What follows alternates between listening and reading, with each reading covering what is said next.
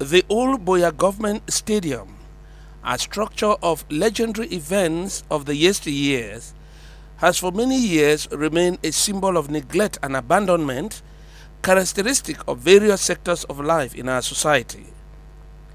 The stadium, which was a converging point for lovers of sporting events, is now known to be a farmland.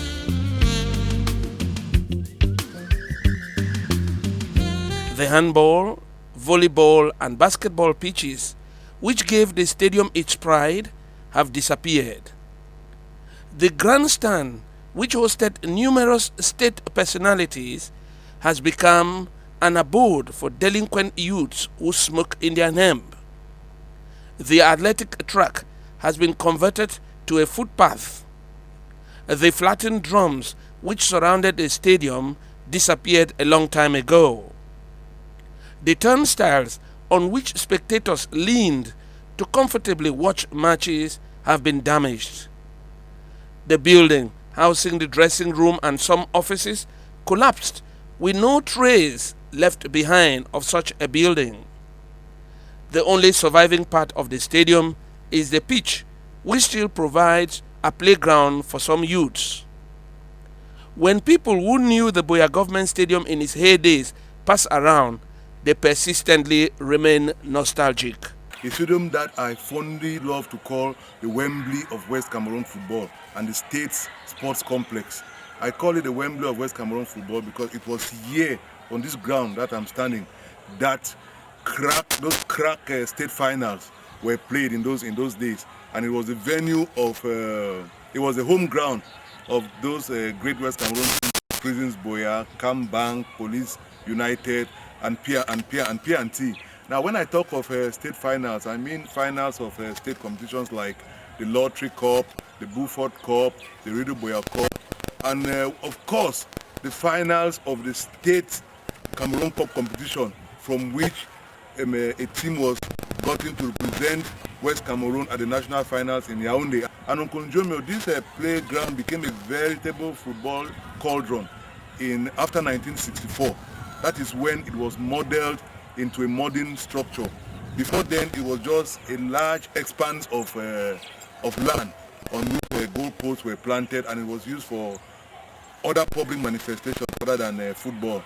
And the records have it that on the 1st of October 1961, the Reunification Day celebrations were held here on Konjomo. And I call it a sports complex because it did not contain only a football ground. Behind there was a netball pitch behind the goalpost. And behind the other goalpost there was a basketball pitch. Then that way there was a long jump ground there. Then there was a high jump ground this way. And there was also this running track that you can see. The running track was a dug out, so there was a depression from the field to the running track, and spectators were on the elevated ground. Yes, upon its construction in 1964, the ground had 3 west stands, what we call today tribunes. There was Tribune A, Tribune B, and Tribune C.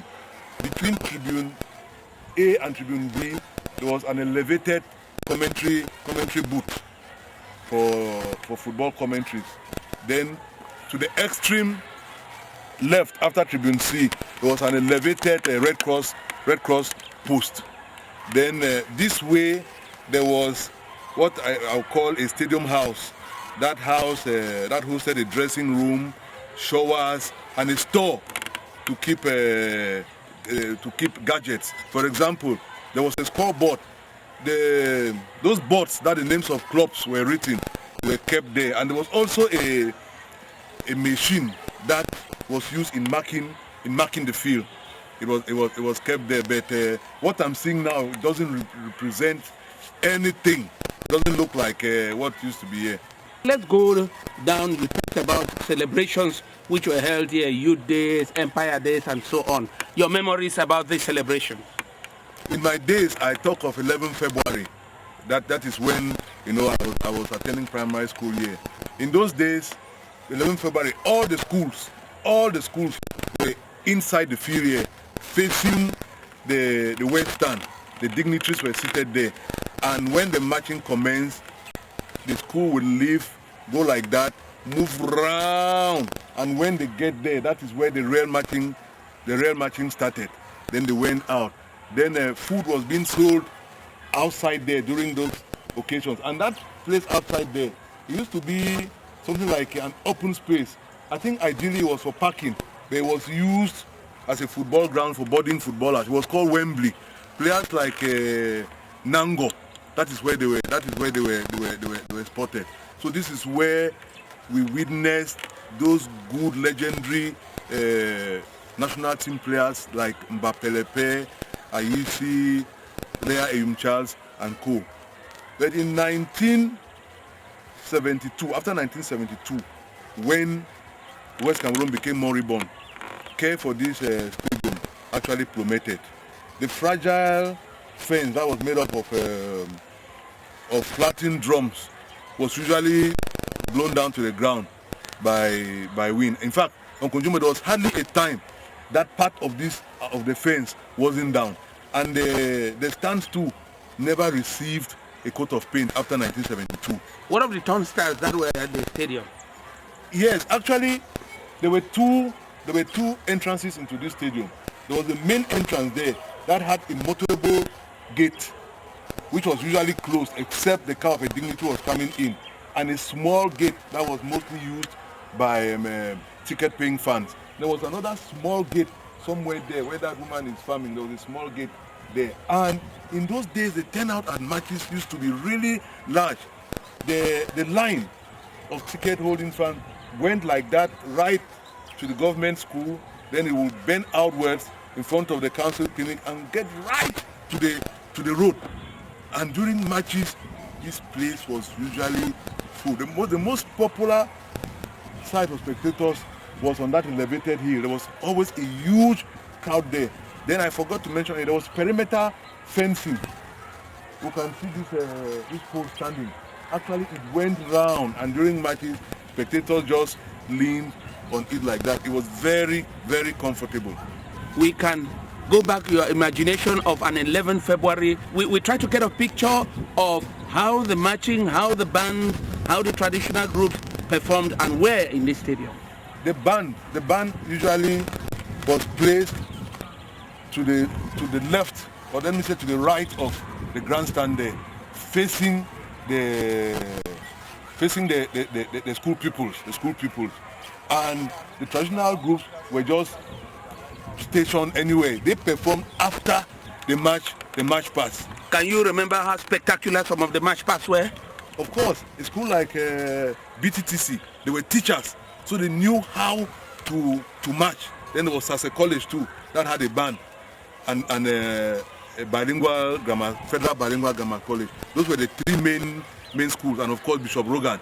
Then most of the schools here were primary schools. And there is something, in those days, I was in the Presbyterian school, Buea Town. When we were marching, we did not distinguish between Presbyterian. There were just two Presbyterian schools around this area, Buea Town and Lisoka. We marched under one banner. The signboard read Presbyterian schools. Then it was carried by one girl, and everybody marched. Same went for the CBM schools, Cameroon Baptist Mission schools. That was how it went in those days. A memorable day you you spent in this stadium as a student from Sase. Sase College, you came out here, got prepared and came to the stadium to match. A very spectacular day you would live to remember. Yes, in 11 February 1981, that is when we bought a new barn in Sase College. And the person behind that purchase was the late Reverend Father Damen. Before then, most of the bands in the college were flat bands. They were flat. Then that was the first time that we had these long bands. Then when we came, because after that we had an outing, so we came with our bags, and all those bags were kept in the government school there. There was a location we deposited all our bags, and they chose some students, about 10, to guard the bags. They were there in government school. Then we came here, and the band were putting on red jacket, black trousers with a wide line here. We came, I mean, there was pandemonium when we got here. Only that the lycée students, I don't know whether they were jealous of us. The one we were marching with the band, they were following us and shouting sack song. I don't know what that meant. Because there was always this conflict between Sase and lycée. You remember, even though you were very young, how the teams arrived in the stadium in Buea, maybe their warm-up outside the stadium, how they came in, where they were doing the checking of licenses and so on. Yeah, actually, they came in through that gate. Now, there's something I will always remember.